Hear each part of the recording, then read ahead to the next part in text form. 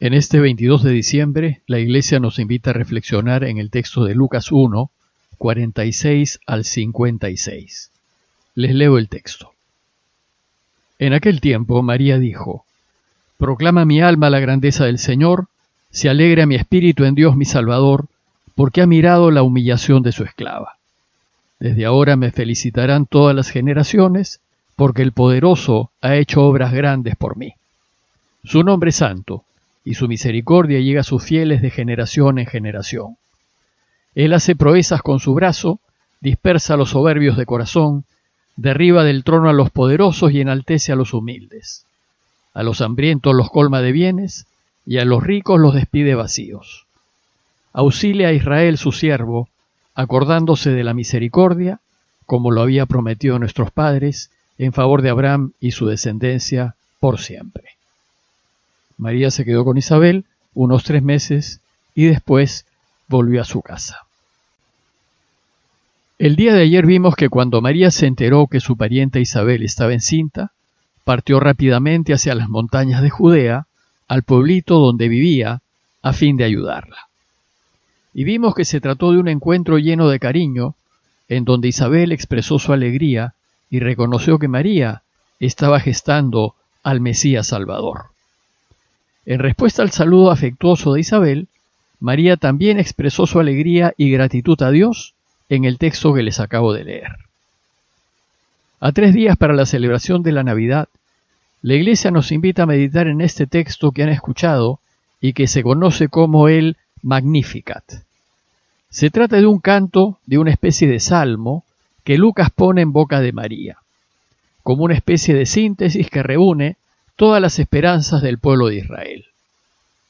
El nombre de este cántico, el Magnificat, proviene de la primera palabra de su versión en latín. En castellano, las primeras palabras son: Proclama mi alma la grandeza del Señor. Y en latín se dice: Magnificat, anima mea Dominum. Magnificat, por tanto, significa alaba, engrandece, exulta, proclama la grandeza. Es pues un canto de acción de gracias a Dios. Pero antes de comentarles el texto es importante tener presente lo siguiente. En primer lugar, que los evangelios, como ya se ha dicho antes, no son biografías de Jesús. No nos cuentan su vida, ni la vida de su familia, ni de su entorno. Son enseñanzas, son catecismos. La palabra catecismo viene del griego y significa instrucción oral. Son pues instrucciones dirigidas a la iglesia de fines del primer siglo, a fin de que conozcan a Jesús, aprendan su camino y lo sigan. ¿Y qué es lo que nos quieren enseñar los evangelios? En primer lugar, que Jesús es el Mesías esperado. Pero Lucas también nos va a enseñar que es hombre verdadero, pues ha nacido de una mujer y está inserto en la historia de la humanidad. Y también nos va a enseñar que es Dios verdadero porque ha nacido por obra del Espíritu Santo y de una virgen. A veces nos enredamos con lo de la virginidad de María porque nos olvidamos que los evangelios son catecismos. La virginidad de María solo busca demostrar la divinidad de Jesús. María es virgen porque Jesús es Dios.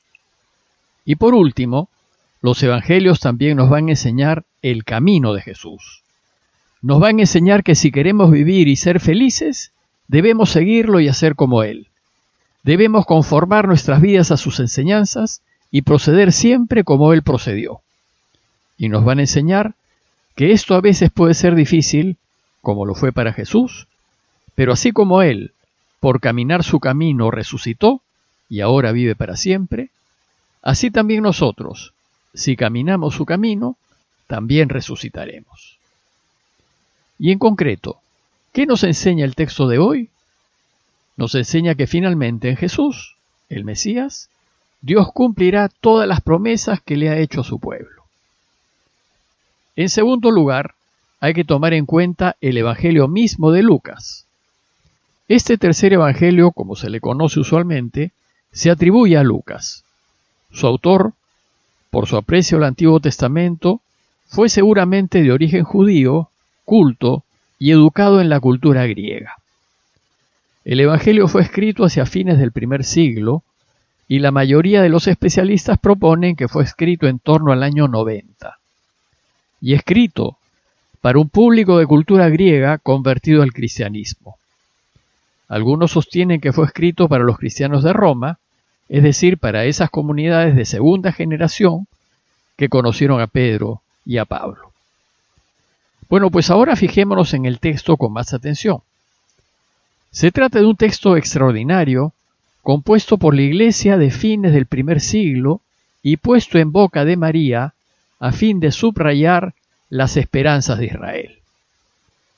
Este texto reúne y entrelaza una serie de citas del Antiguo Testamento que alimentaban las esperanzas del pueblo. Y nos va a enseñar que esas esperanzas están por cumplir en Jesús. Seguramente las palabras de este cántico reflejan el corazón de María y sin duda refleja lo que María e Isabel y los judíos de su generación esperaban. Pero no es un texto biográfico que recoge las palabras exactas de María, pues ni Lucas ni ningún otro autor evangélico estuvo presente en el encuentro de las parientes, 90 años antes, para registrar textualmente las palabras de María. Este cántico es composición de la Iglesia, pero es fiel reflejo de la esperanza de María, de Isabel y de las de todo el pueblo. Y son esas mismas esperanzas las que Lucas desea transmitir a esos cristianos que años después leerán el Magnificat, es decir, a nosotros, a quienes 2000 años después nos invita a emocionarnos con lo que significó el nacimiento de Jesús. ¿Y qué nos enseña el Magnificat? En primer lugar, sugiero que lean el Magnificat lentamente, meditándolo en su corazón, para que puedan descubrir su riqueza a la luz de los difíciles tiempos que vivió el pueblo a causa de la invasión romana. Y luego, tomar en cuenta que es un canto de acción de gracias compuesto de citas y alusiones al Antiguo Testamento que expresan la gratitud de María y del pueblo de Dios porque finalmente Dios se ha acordado de ellos. Se inspira en el cántico de Ana, en el primer libro de Samuel 2, 1 al 10, cuando el Señor le concedió a esta mujer estéril dar a luz al profeta Samuel. Les leo brevemente una parte del cántico de Ana para que puedan apreciar las semejanzas entre ambos cánticos. Ana dice: mi corazón exulta en Yahvé, mi cuerno se levanta en Dios, mi boca se dilata contra mis enemigos, porque me he gozado en tu socorro. El arco de los fuertes se ha quebrado, los que tambalean se ciñen de fuerza, los hartos se contratan por pan, los hambrientos dejan su trabajo. La estéril da luz 7 veces, la de muchos hijos se marchita. El Señor levanta del polvo al humilde, alza del muladar al indigente para hacerle sentar junto a los nobles y darle en heredad trono de gloria. Pues de Yahvé los pilares de la tierra y sobre ellos ha sentado el universo. Y ahora les ofrezco unas pocas guías para su reflexión. Primero, que María representa a esa parte del pueblo, a esos pocos que se han mantenido fieles a la alianza, a pesar de todas las dificultades, que han creído en las promesas de Dios y que se alegran ante la próxima venida del Salvador. El canto reconoce que Dios ha mirado la tan dura situación en la que se encuentra el pueblo en esos momentos. Segundo, que el canto de María alude a las grandes obras que Dios ha hecho en favor de su pueblo.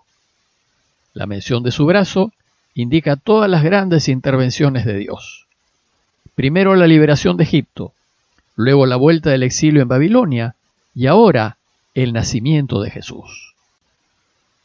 Y tercero, considerar que el Magnificat tiene 2 temas principales: que Dios siempre se apiada de los pobres y humildes, se acuerda de ellos, no los ha dejado abandonados, y bendice a los que temen al Señor, a los justos, a los que hacen su voluntad. Esta atención a los pobres contrasta con el desprecio hacia aquellos que ponen su confianza en sus riquezas, porque eso los hace orgullosos, incrédulos y rebeldes. y luego que Israel es objeto del favor de Dios. Dios es misericordioso y siempre auxiliará a su pueblo en los momentos de dificultad. Y que la promesa hecha a Abraham y a su descendencia encontrará su cumplimiento en Jesús gracias al sí de María. El pasaje concluye diciéndonos que María se quedó con Isabel unos 3 meses y después volvió a su casa. Esos 3 meses coinciden con el nacimiento de Juan, y probablemente María se quedó hasta después de su circuncisión, y luego volvió a Nazaret. A manera de conclusión, los invito a considerar lo que debió significar para ese pueblo agobiado por la situación de violencia y pobreza en la que se encontraba a causa de la invasión romana, la extraordinaria noticia de que pronto, dentro de poco, su situación cambiará radicalmente. Y asimismo considerar la alegría que se siente el saber que Dios nunca nos olvida, que nunca debemos perder la esperanza en Él y que si somos de los justos, siempre nos rescatará de las situaciones difíciles en las que nos encontremos. Pidámosle al Señor que se mantengan firmes en nosotros las esperanzas de un mundo mejor para todos y que nadie se quede fuera.